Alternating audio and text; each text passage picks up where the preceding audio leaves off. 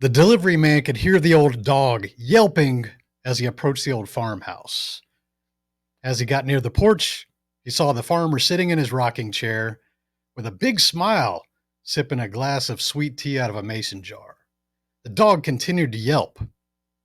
The delivery man was a little bit confused at this point. He said, "Sir, why is your dog yelping?" Farmer responded, "Well, happens every day. Dog comes out of the house, comes right over here and plops his rear end right down in the same spot where there's a nail sticking out of the porch." Dog's continuing to holler. The delivery man just asks a simple question: "Why doesn't your dog go somewhere else or sit somewhere else?" The farmer had a good response. "Well, I reckon that dog hasn't felt enough pain to do anything about it other than complain." What other things are you tolerating in your life that you'd rather complain about and you're not feeling enough pain to actually do something about, but you know that whatever you're doing, whether that's relationships or your career or the things that you're not taking serious, you know better, but you're still doing it. Don't be that old farm dog, right? Today, I'm going to talk about storytelling and how it can help you with your business and your marketing and your positioning and all these things that are so important. I think a lot of you guys out there are making a lot of content, and I see this, I observe a lot of things going on, but you're wondering why you're not getting the results. You're wondering why you're not selling that product or that service or getting more people to get you on stages or interviews. And it has a lot to do with storytelling. And I think that other than copywriting, which is another form of storytelling if you do it properly, storytelling is one of the most important things that you'll ever learn when it comes to marketing or positioning yourself, especially when you're building your personal brand. So today I got a page of notes. I'm going to get through this, and this will be episode 367 of the 365 Driven podcast. I'm glad I said that without getting the numbers twisted because they're so similar. So let's talk about storytelling. Now, I know a lot of you out there that want to build this influence. You want to build a persona. You want to get on bigger stages. You want to launch the podcast. You're doing all these things, but maybe you can write a book. We'll add the book writers into the same mix here. And the number one reason that I hear behind this is because people say, "I have a story to share," or "I have a story I need to tell." You know, that's great. Everybody's got a story, and I'm sure that your story is amazing. It's probably some tragic thing that you've survived, or an adversity moment, or an aha moment, or any kind of thing that's going to maybe inspire people, right? We always have this story that you think that's so important that you need to share. But here's the hard truth, and you need to hear this as coming from a place of love. Your story doesn't matter unless it aligns with some result or success that you would like to achieve, either for yourself or for the face of humanity, if you're thinking bigger than that, right? So instead of thinking about what your tragic story is, no matter how bad that might have been, does it really align with giving you a actual result, whether that's selling more products or services, getting on bigger stages, building an influence or a community, all these things that you would like to achieve? Because you'll find that the vast majority of stories out there don't really have anything to do with the end goal that you actually have in mind. And that's something that you need to get your head around. It's like, okay, let me think about this. What is the actual result that I would like to achieve in my business? Let's start with businesses. We're on an entrepreneurship podcast. If your goal is to sell more products or services, or maybe bringing in more clients for your coaching or consulting business, then you start to have to think about that. If that's the actual goal, these measurables that we can see that are creating profit into our bank accounts, which stories should we strategically be using to be able to deliver that result? And all the other stories, they might be good for conversations, maybe some random interviews when people ask what your backstory is, but they're not going to get you the results. And I think a lot of times people spend way too much time talking about these past things that we've all been through. We've all been through things. They'll spend so much time talking about the past, they forget where they're at today, you know? And at some point when your success has exceeded a certain level, it almost damages you to keep talking about the past, right? Because if you're in the personal development space and you're always wanting to improve, should you be really focused on the past? I think you should always be focused on the present and also have a keep in mind of which direction we want to go with our business, our brands, our lives. When you're on the biggest stages and you're still talking about living on your cousin's or sister's couch and you were broke when you were in your early 20s, does that really matter? It doesn't matter anymore. That's a quick conversation. It shouldn't be a whole speech or an entire story about that, right? So think about this again. Put your desired result, whether that's selling, back into the equation here, and really look at all the stories that you have, because you have dozens, no doubt, and look at those through with a filter and say, hey, does this story actually deliver or guide people on a journey that's going to end in that desired result? And if the answer is no, then push that story aside. It's your past. It's not going to serve you well going forward. Okay. That was the important part to get out of the front of this, because I think too many people focus on that stuff. The benchmark branding. Okay. I've been in a lot of different branding seminars. I've sat in these multi-day conferences with clients. There's a benchmark that all these marketing agencies tend to use, and that's the book that most of you hopefully have heard of. It's called How to Build a Story Brand by Donald Miller. And he builds this thing, which he calls the story brand framework, which if you look at any movies or if you look at any marketing campaigns that are really successful, you'll be able to pick out these components that story brand does a really good job of explaining, right? And the book is exactly what it is. You're building a brand around a story. And I'm very fortunate to come across this book years ago and have saw that it was like kind of the reference that everybody was using for their marketing. And because it works, it's very simple and it works, right? But yet, so many people are doing this wrong. They get it completely wrong. And it blows my mind how these resources are available. I'm actually in one of Donald Miller's coaching groups right now, even refining some of the stuff that I also know with his brand. So there's always ways to invest in yourself to learn these things. Start with the $15 books, build a story brand. Go pause this if you're watching this or listening to this on a recording, and just go order the book and make sure you read it. If you have to do anything with marketing or positioning or speaking or building a brand, right? Okay.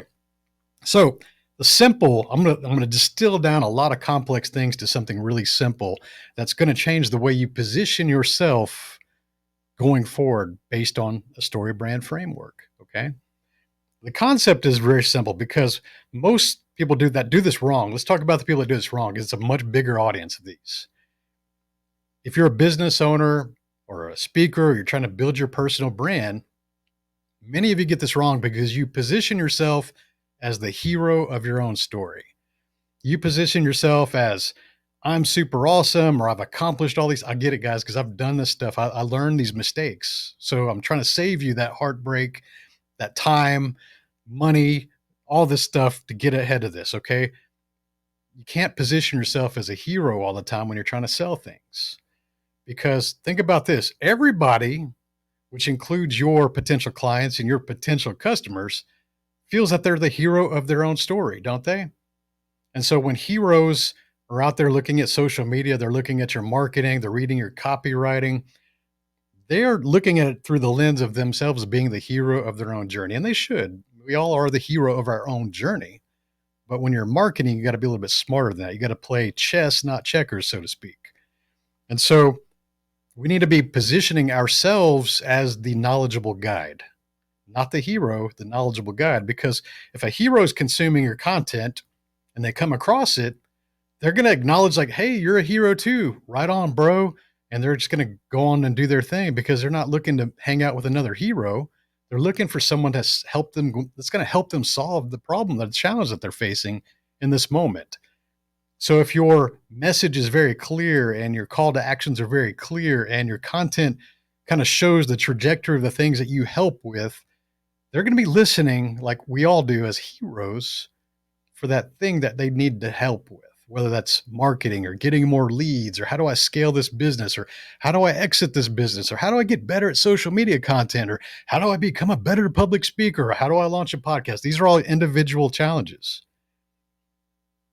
Whatever the main challenge that hero, that customer, that potential customer is feeling in this moment, They're scanning the horizon and looking at all the different social media and all the different referrals, and they're looking for the one person that can help them with that challenge that they're facing right now. All those things I listed could be very important to you, but you have a priority list. You kind of know which one you want to knock off the top of the list at any given time. So you have to position yourself not as a hero of coaching business, but a knowledgeable guide. And here's where the story brand thing's very familiar to you. Okay. Think about massive movie scripts. Anytime you watch these movies, you're going to be able to look at these formats. Okay. So let's go with an old school one for you guys that are Gen Xers and people of my generation, like Star Wars. Star Wars is very popular. Everybody knows about Star Wars. Luke Skywalker, clearly the main character. He's the hero of this journey, right?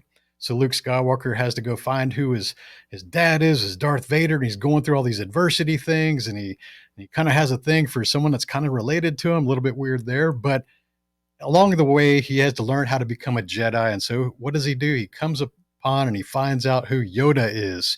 And Yoda is the knowledgeable guide. He's not the star of the show, but he's going to teach Luke Skywalker and teach him how to be a Jedi and how to use the lightsaber and how to fight and how to become more mentally tough and prepare him for battle to eventually go take on Darth Vader, right? If you're a business owner, if you're somebody that's trying to get on stages, you're trying to sell something, you need to start thinking that you need to be Yoda and your content needs to be speaking to people like you're Yoda rather than pretending you're Luke Skywalker and that you're super badass. And I mean, think about this. People who are constantly positioning themselves as the hero in marketing kind of wear you out. I mean, really, I hate to say it, that appeals to people with low IQ. And I know nobody that's watching this or listening to this has low IQ because I don't like dumb people coming to my events or listening to the show. So if you think that you have more intelligence than average, you're in the right place because you can see right through these things where people are always pounding their chest and they're flexing, they're showing you screenshots of their Stripe account, how much money they had, and they're just doing all this flexing behavior that you see me call out because they're in hero mode and they're in their mind, they're the best of the best, and I'm just going to dominate everything. And there's definitely a certain demographic of people and IQ, low IQ that are attracted to that, maybe because they lack that confidence themselves. And they go, oh, I wish I was as confident as that person that can flex and show off all these things. And I want to be the best just like them. Well, hey, you can't be the best just like them if they already told you that they're the best, right? Where's the logic in that? And so, how do you attract more clients? How do you get more customers? How do you get more people interested? You position yourself as Yoda. Hey, I see that you have this challenge. Here's some results I've had other people accomplish from buying this product or this service. And here's the results that they get to enjoy now. And so that's the story brand in a nutshell. Like, quit positioning yourself as a hero. Make sure that all your content, the way you communicate with people, is that you're the knowledgeable guide. I've also been reading some more classic books going back. I mean, think about this. Human psychology and behavior is not new. It's been around as long as people were, drawing scribbles on cave walls and trying to figure out how to, interact with other people. Human psychology has been around as long as humans. And so I think that a lot of these newer books, as glitz and glam and cool as marketed they are, and you're seeing all these things, and there's great resources. Sometimes you should always go back to the classics, these books that were written hundreds of years ago or thousands of years ago in some instances. And you'll see that people had this stuff kind of figured out. Think about that. Humans and all the wars and all the different things, these communities like the Roman Empire, we had a lot of things that were based on governing and ruling and inspiring people and manipulating people a lot of times too, right?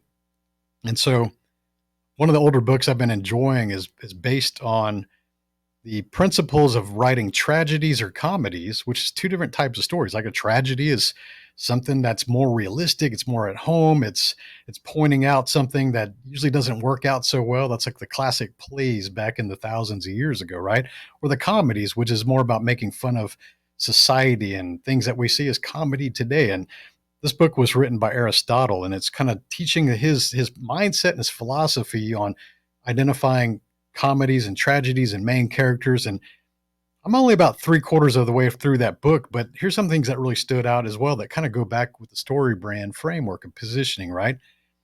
Typical characters in a tragedy would be a victim. And Aristotle gives a bunch of criteria for victims. It can't be someone that's disliked. I mean, think about the movies where you see someone that just, it's like they mean well, they're a really good person, and just nothing goes right for them. There's just always something bad's happening to them, and they're a good person. They got a good heart. And that's intentional by design, because if they made it someone that was always getting bad things happen to them, but they were a negative person, or you felt some kind of a dislike for that person, you wouldn't care. You wouldn't feel any empathy. You'd be like, well, they get what they deserve, right? Just like when we see a bunch of people in these guru spaces kind of melt down after being super badass alphas all this time, and they fall down, and everybody's like, well, they were kind of acting like a jerk anyways, and it doesn't bother me, right? Characters are important. Character development is very important. Positioning is very important. So, for a really strong victim in a tragedy, it's got to be someone that you can relate with, that is just going through some bad things, and no matter what they do, that things are just going bad for them, right? So you have to feel empathy for that character. That's the goal from the writing perspective. Is I want to create a character that demonstrates this and has relatability to some things that you may be going through or have experienced in your own life, times in your own life, and you're going to feel empathy. So that's a good tragic character. Now, a good hero is not like this Marvel superheroes. Like when you hear the word hero, don't think of like superheroes. Just think about, most heroes are actually reluctant to take on that challenge. They're someone that's an ordinary person, and there's a lot of storylines and a lot of movies based on this as well, where it's an ordinary person. They have some goals that they would like to achieve. They have some desires that they would like to achieve, but there's always some antagonist, like just in their way. There's something that's keeping them from their goals, right? And so a lot of times they're forced into a situation, their backs against the wall, they're painted into a corner, and they're forced to take action reluctantly. And this is also something that you will also feel a little bit of empathy and relatability to, because most real heroes are not the people just out there, I'm super awesome and I'm going to go take on the world. They're people just like you, just like me, that are forced into situations that are beyond our control, and we have to take that action. A victim would just kind of taper off and just accept that action and take that victim mindset. A hero will step in the heat of the battle and actually do something about it. And they have to undergo this change. They go seek that knowledgeable guide, usually, whether that's a form of another person or education or a skill or a training or an experience. And then they go on to combat the thing that was holding them back to overcome that challenge. And that makes them the hero, because they've experienced change in their journey, right? That's a very strong hero type character. But ultimately, the hero must achieve a result. And that is kind of the basis of this entire show, is I want to help you achieve those results, going back to the intro. Now, shifting gears a little bit, I want to talk about media and PR training. I've spent thousands of dollars invested learning how to be on media, TV, learning how to be on podcasts, just learning how to be media ready, PR ready, right? There's skills to this, okay? You don't just stumble your way into these kind of skills. You learn from people who have done that. I'm going to save you thousands of dollars by giving you one of the main tips, and that is to learn how to speak in sound bites. So you're thinking, okay, I've not heard this term, Tony. What is sound bites? Well, sound bites are really short snippets of a really bold statement that could be used. If that statement was to be able to get cropped out of the entire interview, it could stand alone. And in a digital world, in a social media world, it's very important, because think about that. If you were to be able to get on stage or be on an interview and you're being asked questions, and if you're able to answer in a complete statement in these short sound bites that could be used for marketing or positioning, they may even use them for the commercials that they're going to focus you on these things. So you have to learn how to answer and respond in sound bites. A complete thought, usually it's a reframe of the question that's being asked, so that could be a part of that cropped video, or the interviewer doesn't have to be heard, right? So I don't know. I'm just going to flywheel here. So what's an example here? I guess if someone were to give me a question that's very general and say, "Hey, Tony, what do you think are the main things of success?" To speak that in a soundbite, you would say, Here's what I think that's important for success. There, I see I reframe the question. So that's the beginning of the statement. And then you could give the one or two or three things that you think that are really important for success. And then that standalone response becomes a soundbite that's potentially used. And you could use it for your own social media content once those interviews or the TV things go live. So being able to speak like that on every time, because you think about it, you're on camera, you want to maximize those impactful statements. And that's why you see the professionals who do this really well, their entire interview is done in sound bites. It's always that way. So there's your tip on media and PR readiness and training. Let's shift here for storytelling again. Public speaking. You know, you do hundreds of different speeches and you start to realize that here, I'm going to give you the thought philosophy I have on public speaking. I've done a lot of events over the last 7 years now. First question is, who is the audience? Like, that's important because I want to understand what result I would like for them to achieve or for them to feel or have something valuable that they could take away, or, that's the goal. Like, who are they? And if it's not your audience, maybe you shouldn't be speaking in front of people. If you don't really have anything of value to offer those people, it's probably going to be a waste of their time and your time. So learn how to say no to the things that don't fit very well for what you're doing. But if it happens to be the audience or potential audience that you know that would resonate or get something from your talk, start with who they are. That's number one. Two, the next question you should ask is, how much time do I have to speak? And is there Q&A part of that? And so if there's Q&A, because some events don't want Q&A, they don't want to interact with the audience. They kind of just want to shuffle speakers through the stage.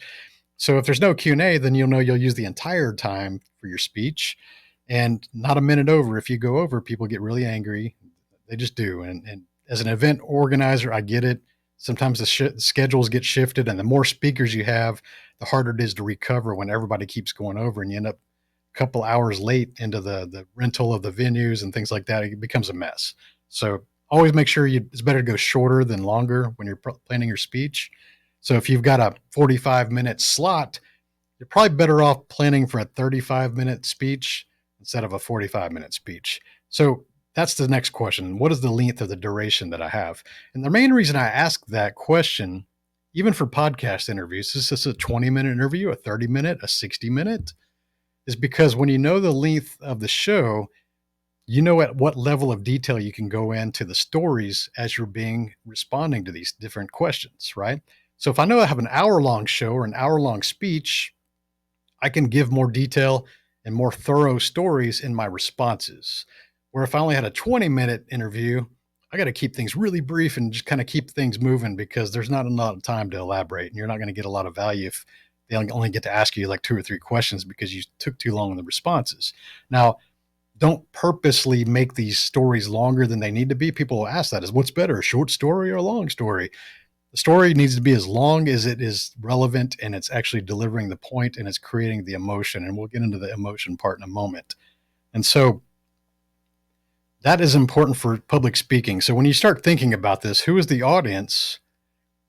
You really should spend a lot more time focusing on the introduction, the opening of your speech, which is usually, I don't know, 2, 3, 4, 5 minutes, not too long.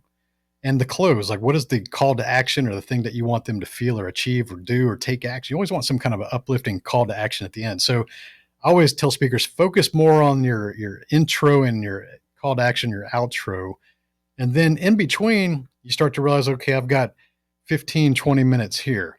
Well, you start to realize if you do enough of these interviews and you do enough of these speaking events that you've gotten a certain amount of stories and you know the audience now. So I think this story would really resonate with them. And I think this story would resonate with them. And if you treat each individual story like a building block, you know that, okay, this is a 10-minute story. This is a 5-minute story.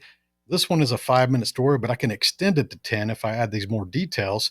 And you build your blocks and then you come up with the entire time frame for your interview or your speech. And that's how most of the professional speakers do. They operate in stories and they just use the relevant stories because we have dozens of them. And the more speeches you do, the more content you create on these videos, you start to get those reps and you start to challenge yourself on how do I tell the same story, but better each time. And that was one of the biggest challenges I had when I was being interviewed on the first 100 or so podcasts as a guest is people would ask me a question and I would immediately think about what story am I going to respond with? Because there's a story with every kind of response, an example. People like stories, but sometimes you would forget about stories, then you would give that response and you come back later and go, wow, I need to brush up and polish that story a little bit better. I want to use that for public speaking and maybe my future interviews. And so then you become challenging yourself, like gamify this, have fun with it. How do I tell every single story just a little bit better every single time I tell it? Do I take out more detail or do I add more detail? Do I make more emotional statements or do I make it more energetic? Like there's a lot of different ways to enhance a story. And polished speakers and interviewees get to have all this option of just doing the reps. And you'll have to do that with your social media content, just like I did. And so that's the thing about public speaking. It's a stack of stories, building blocks to build the right time frame, understanding who the audience is, and making sure each of those individual stories can stand alone, but also deliver the call to action at the end, right? Very good. Next one, interviews. I kind of touched on this. We're always replying in stories. Nothing's worse than having a guest on your show where you're asking them questions and they just answer yes or no. Yes or no are very boring answers. And we've sat through the painful interview, listening to these podcasts or watching YouTubes, you'll hear sometimes like this, these guests are just kind of like dead fish. They don't have any good responses. They're just kind of keeping things short. You can see that the host is struggling and trying to ask more questions to keep the momentum going. And it's like nearly impossible. I've been in that situation and it sucks, but learn how to answer with stories. If someone's asking you a question, think of an example maybe that you've gone through yourself or you've witnessed or you've seen or observed other people go through and answer that question with a good example. And here's why this is very important, okay? People remember the lesson, which is important. We're answering to serve lessons and value.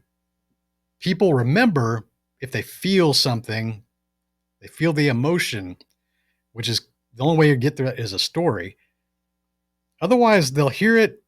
If there's no story involved, there's no emotion involved. They may hear it and they'll nod their head and go, "Yeah, that's right, that's good." And they might even jot the note down. Right? They might put their book and put it on their phone and put the note down. But they're not going to remember it. They're not going to remember it. It's going to be buried in the stack of notebooks from everybody's conferences that they don't do anything with. But if we can make them feel that emotion, what that does is it creates an anchor for that memory. Okay. And if you want to challenge that with yourself, think about this. I'm going to give you a second here. Think about anything in your past that, what are some of the greatest memories you have on a personal level? What are some of those memories? Is there certain things popping up in your mind right now? What are those? Was it your first child being born, or the day you got married, or when you graduated college or high school, or maybe the very first day you earned your first dollar in business, or maybe it was the time that you crossed seven figures, whatever. We can think of all these great memories. But do you know why you can remember those things? It's because you felt an emotion in that moment, whether that was fear or anger or joy or excitement. You felt an emotion which created the anchor, which creates the memory. I'm a firm believer that if you have no emotion in that moment, you're probably not going to remember it unless it's brought up somehow indirectly, but it's not going to be one of your strongest memories unless you feel something. So as a communicator, as a content creator, as a speaker, as a podcast host, as a writer, author, playwright, filmmaker, it's your job to create the emotion, because if you can create the emotion, they're going to remember that lesson. They may not remember your name. They may not remember where they remember it from, but they're going to remember that lesson. And that's the most important thing. They're going to remember that story. If I told you the story about the hound dog that I brought up in the very first intro of this episode, you probably remember some details. You'll probably be able to repeat that story in some way to your friend or your parents or your mom or dad, kids. And I would encourage you. It's a pretty funny story, but I think that you're only going to remember it because it was a story, and maybe it made you laugh, or maybe you felt relatable because you were the old hound dog sitting on the nail every day and yelping about it, right? No matter what, you're going to feel that. So Let's shift into this, okay? Content creation, videos, Instagram, YouTube, TikTok, LinkedIn, all these social media platforms. You already know the importance of building your personal branding, putting yourself out there. You already know the importance of getting over your fear and starting to put your purpose above your fears to make sure that you're doing these kind of things. Many of you are watching these videos and you're feeling like you're late to the game. Like, oh man, I should have started this 5 years ago. Yeah, I would agree. You probably should have started this 5 years ago, but the next best day is today, right? And if you think that creating content and building your personal brand is something that's going to benefit your business or your opportunities or support your family, then it becomes your duty to treat it more like a business and take it more serious. I think a lot of times people just do this as a hobby and they're disappointed when they get results that are less than a hobby, right? They go into things with a hobby, they treat it like a hobby and they get hobby results, but they're expecting to get professional results. They're expecting to get on bigger stages and bigger shows and they're wondering why Joe Rogan's not calling them to come on the show because they got a story to share, right? So you got to start putting your purpose above your fear. I had those same fears. I didn't like being on camera. I didn't like the sound of my recorded voice. Had all those insecurities, but like anything else that's a challenge, I went and sought the knowledgeable guides and I did the reps. Those knowledgeable guides in my case would have been joining Toastmasters to make myself very uncomfortable learning how to public speak. The knowledgeable guide would be to hire the public speaking coach that can look in all the content creating that you're doing and the motions and how you deliver your voice and go, hey, you need to change this part, or here's something you keep missing. You're very monotone, or you keep looking off over here. You're looking at yourself on the camera. You're not looking at the lens, and it just looks like you're talking to their chest. Like it's weird. Like you're not going to have these external cues without somebody else objectively looking at things and giving you some coaching, right? So searching those knowledgeable guys, hiring a coach, reading books, these are all forms of knowledgeable guides. They're not trying to be the heroes again. And so that's how you overcome challenge, by doing the reps. Guys, I did improv comedy school for a year. It was a year long. It was 4 different sections, a year long of improv comedy. If you think public speaking training is challenging, then I would challenge you to go do improv comedy, because I'll give you a little snippet here. Sidebar. Public speaking is as challenging as it is, and some people say it's more fearful than death itself, and I believe them because it's scary. I didn't like to do it myself, right? But the thing about public speaking is that you're continually refining your character, your voice, your positioning, how you sound, how you dress. Like you're always in the refining moment of building you. And that's a great thing. If you want to be a public speaker or create content, like we should always be improving. No doubt, if you go look at my videos from 2017, it's not the same guy anymore, right? I'm not the same guy. And it's because I learned how to speak a little bit better, became more self-aware, had some good coaches, and the results have always improved. But comedy, improv comedy, this is why it's more challenging. You're not getting to refine anything. In fact, every single time you step foot on that stage, you are assigned a new character by whoever's already out on the stage. And so if someone calls you out and says, hey, come on up here, grandpa, you're going to have to go out on stage, move around like a grandpa, speak like a grandpa, shake your cane that you don't even have in your hand. You're going to have to act all these things out.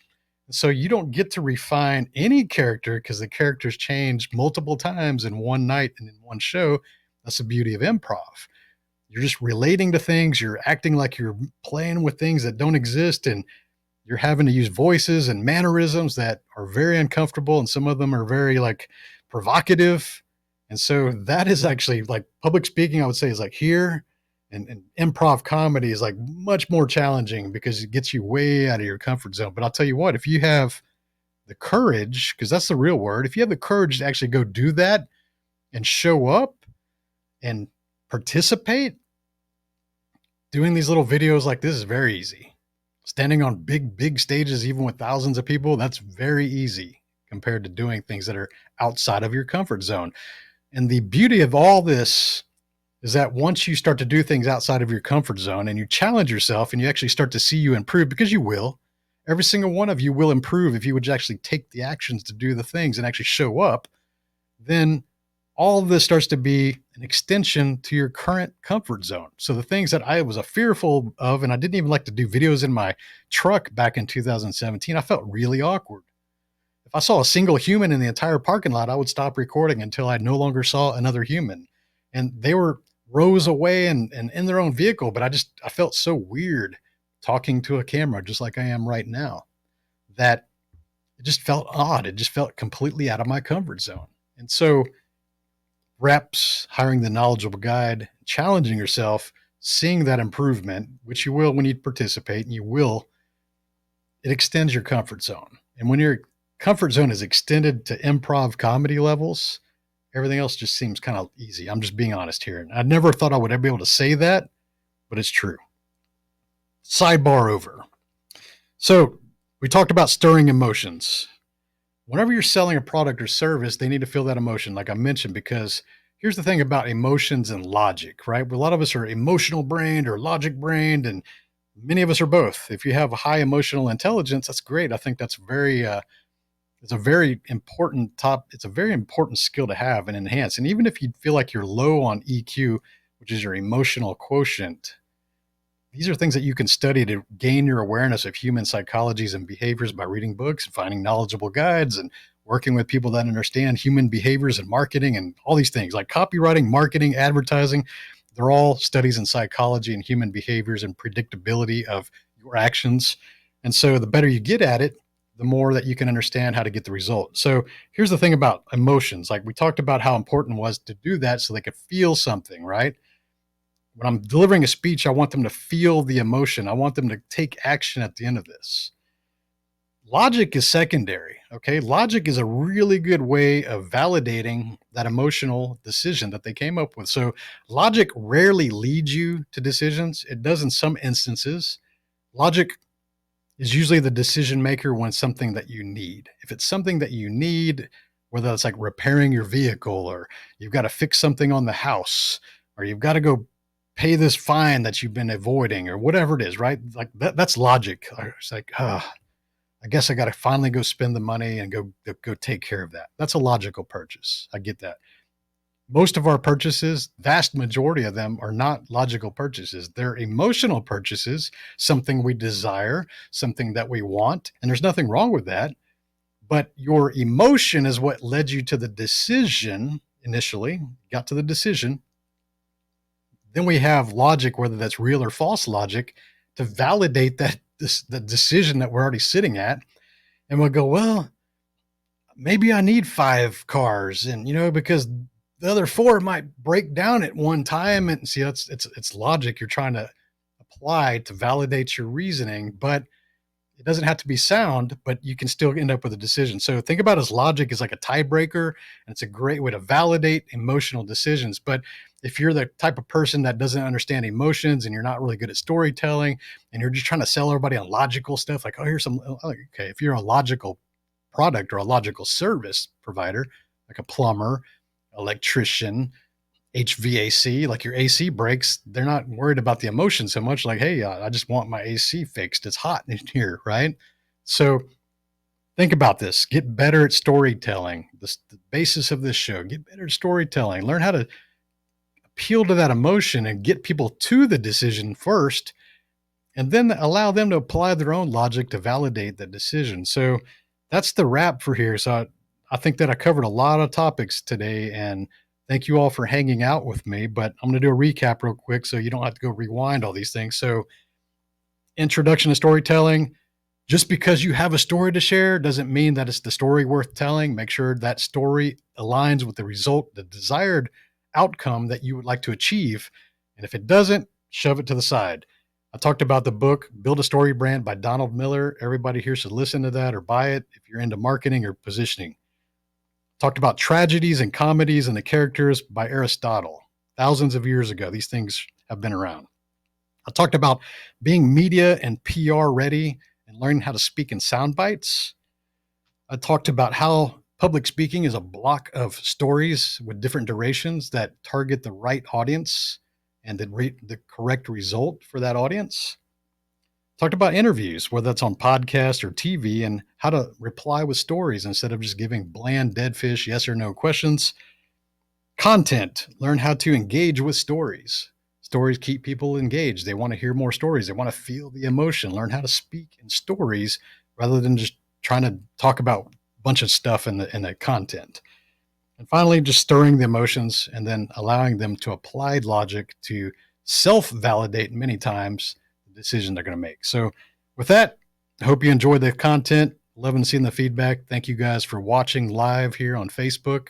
And you guys tune into the show. Thank you. We'll see you next week.